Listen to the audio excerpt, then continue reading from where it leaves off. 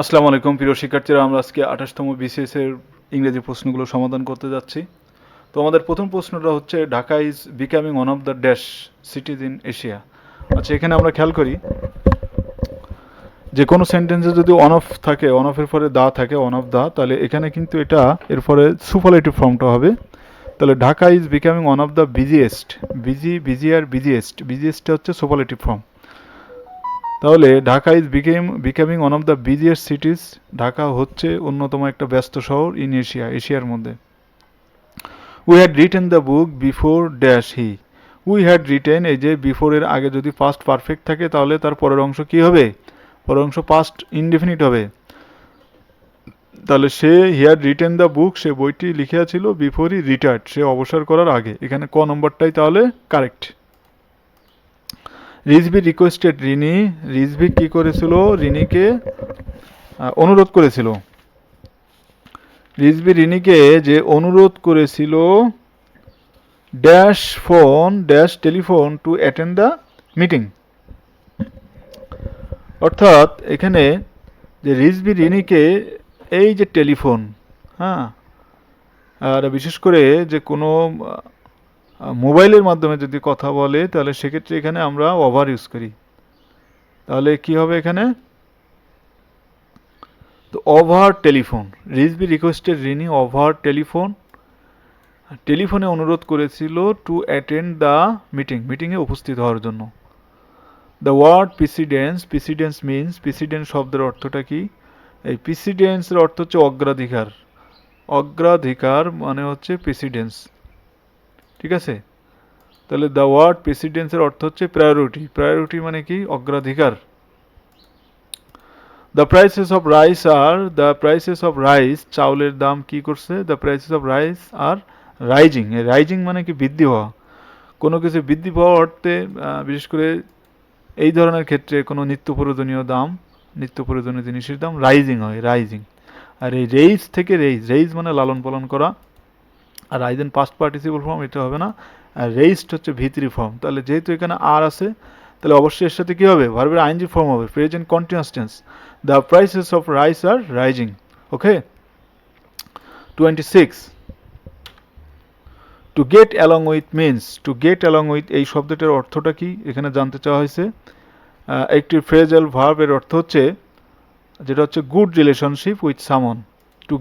To get along with means, দেখেন এই to get along with এর অর্থটা আসে হচ্ছে টু অ্যাডজাস্ট। টু অ্যাডজাস্ট মানে কি বলা যায়? কোনো কিছুর সাথে খাপ খাওয়ানো, ঠিক আছে? টু খাপ খাওয়ানো বলতে এখানে টু গেট অ্যালং উইথটা ব্যবহার করা হয়েছে। তাহলে টু গেট অ্যালং উইথ বলতে বোঝায় যে টু অ্যাডজাস্ট, কোনো কিছুর সাথে খাপ খাওয়ানো। টু অ্যাকম্পানি, অ্যাকম্পানি মানে কি? সঙ্গী হওয়া। তো অ্যাকম্পানি শব্দটা এখানে হবে না। টু ইন্টারেস্ট মানে কোনো কিছুতে আগ্রহ থাকা। টু ওয়ার্ক মানে হাঁটা। তাহলে এখানে টু অ্যাডজাস্টটাই কিন্তু appropriate.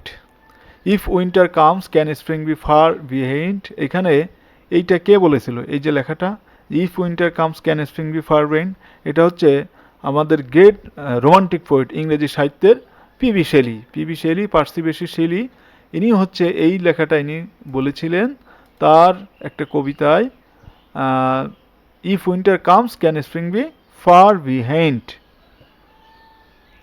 Ode to the west উইন্ডে তিনি এই লাইনটা বলেছিলেন যে if winter comes can spring be far behind, PB শেলির লেখা এটা। The word verb of the word short, short হচ্ছে এখানে অ্যাডজেক্টিভ, শর্টের ভার্ব ফর্ম হচ্ছে shorten. Light is to dark, আলো হচ্ছে অন্ধকারের সাথে। অ্যাজ কোল্ড, কোল্ড কিসের সাথে? লাইট ইজ টু ডার্ক, আলো অন্ধকারের সাথে যদি হয় তাহলে কোল্ড অবশ্যই কী হবে? কোল্ড মানে ঠান্ডা, হিট মানে গরম। সরি, এখানে হিট, হিট মানে কিন্তু তাপমাত্রা, আমার ভুল হচ্ছে। এই হিটটা কিন্তু হবে না এখানে, এই হিট মানে তাপমাত্রা। কুল মানে কি? ঠান্ডা, তাহলে কুলও হবে না। উইন্টার মানে কি? শীতকাল, তো উইন্টারও হবে না। কই সেটা? কোথায় চলে আসলো? দিস ইজ ব্যাড, এই যে চলে আসছে। কোল্ড মানে গরম, ঠান্ডা, তাহলে হট মানে কি? গরম, এটাই হবে।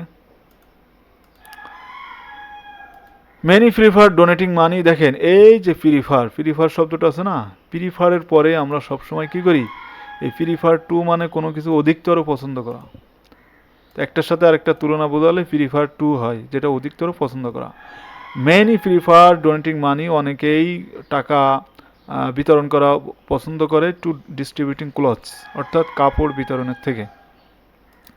Julia has been ill, Julia অসুস্থ হয়েছে dash 3 months, Julia has been ill, দেখেন এই যে 3 months নির্দিষ্ট করে বোঝাচ্ছে না, তাহলে এক্ষেত্রে কিন্তু ফর হবে, অর্থাৎ 3 মাস সে কি অসুস্থ, আন্ডারস্ট্যান্ড। আর যদি এখানে এরকম থাকতো যে জানুয়ারি বা ফেব্রুয়ারি, তাহলে সিন্স হতো। তাহলে এখানে কি সবাই বুঝতে পারছি আমরা এটা, যে কোনো নির্দিষ্ট এরকম সংখ্যা বোঝালে 1 মাস 2 মাস 3 মাস বা এরকম বোঝালে তাহলে কি হয়, ফর হয়। আর যদি থাকতো যে সিন্স জানুয়ারি, সিন্স ফেব্রুয়ারি, সিন্স ফ্রাইডে, তাহলে সেখানে সিন্স ইউজ হতো ফ্রাইডেতে, বা এই ধরনের থাকলে। We were waiting for the bus, আমরা বাসের জন্য অপেক্ষা করতেছিলাম। দ্য আন্ডারলাইন পার্ট ইজ, দেখেন এই আন্ডারলাইন পার্টটা কি, আমরা বাসের জন্য অপেক্ষা করতেছিলাম, যে এটা কি একটা নাউন ফ্রেজ না ইনফিনিটিভ, প্রিপোজিশনাল না ভার্ব ফ্রেজ, তো এইখানে হচ্ছে এটা বোঝার বিষয়।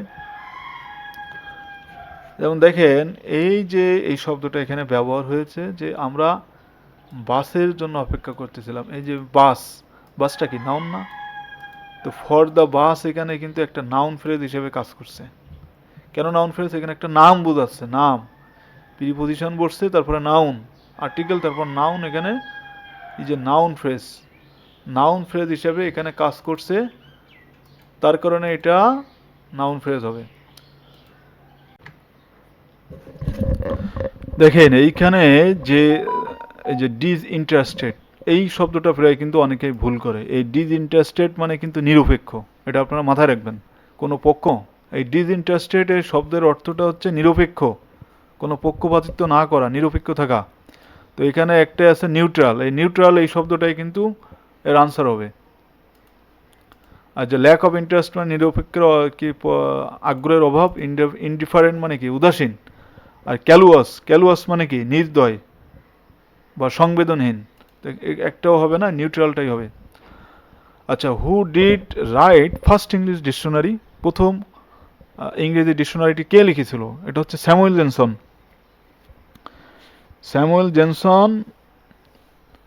Samuel Johnson the first English dictionary writer in English language.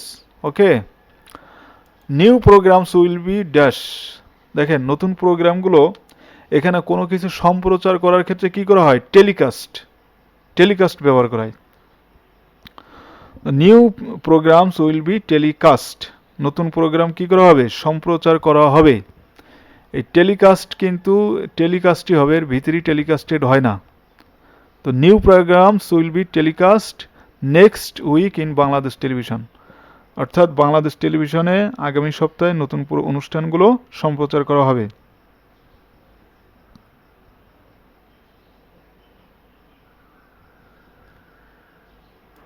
এই টেলিকাস্টটা কিন্তু এখানে কি করা হয়, প্যাসিভ ভয়েসে ব্যবহার করা হয়। কি বলে এখানে আবার ব্রডকাস্ট, এটা এত কিছু করার সময় নেই।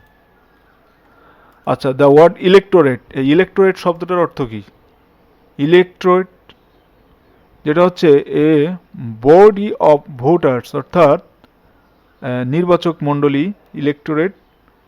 ইলেকটোরেট বলতে আমরা কি বুঝি, যে a body of voters, a body of voters মানে হচ্ছে নির্বাচক মণ্ডলী। ইলেকটোরেট শব্দটার অর্থ হচ্ছে এ বডি অফ ভোটার্স, নির্বাচক মণ্ডলী। Animal Farm was written by, Animal Farm কে লিখেছিল, অ্যানিমাল ফার্ম লিখেছেন হচ্ছে জর্জ অরওয়েল কিন্তু অ্যানিমাল ফার্মটা লিখেছেন। দেয়ার ইজ নো অল্টারনেটিভ, অন্য কোনো উপায় নাই, there is no alternative to training, অর্থাৎ প্রশিক্ষণের বিকল্প কিছুই নাই।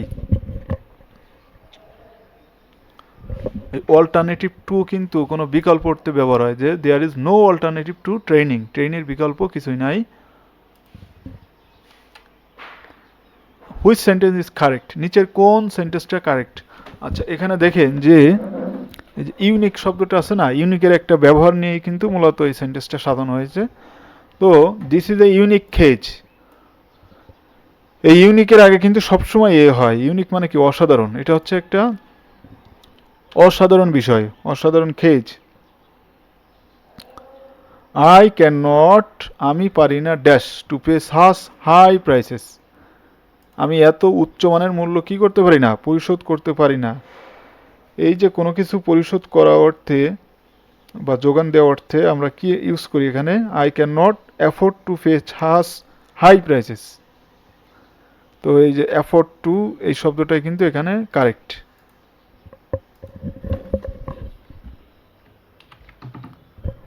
তো দেখেন এখানে বিশেষ করে অ্যাফোর্ডের পরে টু কেন হবে, এই অ্যাফোর্ডটা কেন হবে, কারণ কোনো কিছুর অর্থনৈতিক সামর্থ্য থাকা অর্থে যে অ্যাফোর্ড টুটা ব্যবহার করা হয় অর্থনৈতিক সামর্থ্য বোঝাতে। I can not afford to pay his high prices, অর্থাৎ এত উচ্চমানের মূল্য পরিশোধ করার সামর্থ্য আমার নাই।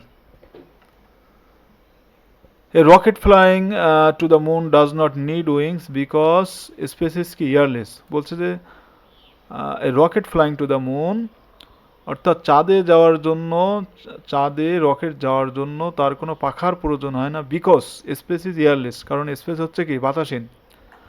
রাবার ইজ নোটেবল, রাবার কিসের জন্য বিখ্যাত, ইলাস্টিসিটি। এই ইলাস্টিসিটি মানে কি, স্থিতিস্থাপকতা। রাবার হচ্ছে তার স্থিতিস্থাপকতার জন্য বিখ্যাত। রাবার কি করে, আমরা টানলে লম্বা হয়, আবার ছেড়ে দিলে জায়গায় আসে, তো এটাই হচ্ছে ইলাস্টিসিটি।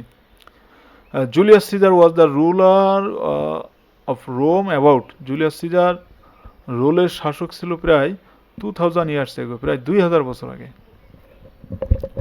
সবাই ভালো থাকবেন, সুস্থ থাকবেন, আল্লাহ হাফেজ। আশা করি ক্লাসটা সবার অনেক ভালো লাগবে, এবং যদি আপনাদের সামান্যতম উপকারে আসে, এটা অবশ্যই আমাকে সাবস্ক্রাইব, লাইক বা শেয়ার দিয়ে অবশ্যই